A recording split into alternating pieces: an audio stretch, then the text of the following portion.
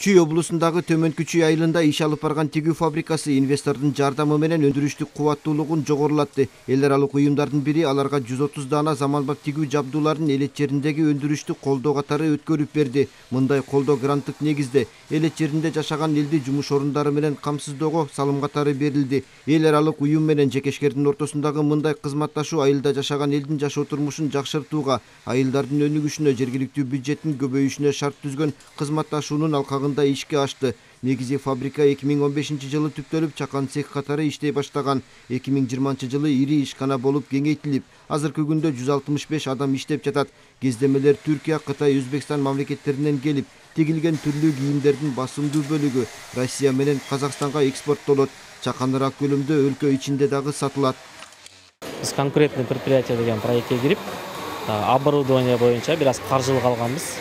Оборудованияны жаңылатуу боюнча проект алганбыз. Бул жерде жумушчулардын көпчүлүк саны бул айылдын ичиндеги жергиликтүү эл үчүн курулган фабрика. Ичиндеги шарттарыбыз биз 5 күндүккө иштейбиз азыркы күндө. 5 күндүккө иштеп баштадык.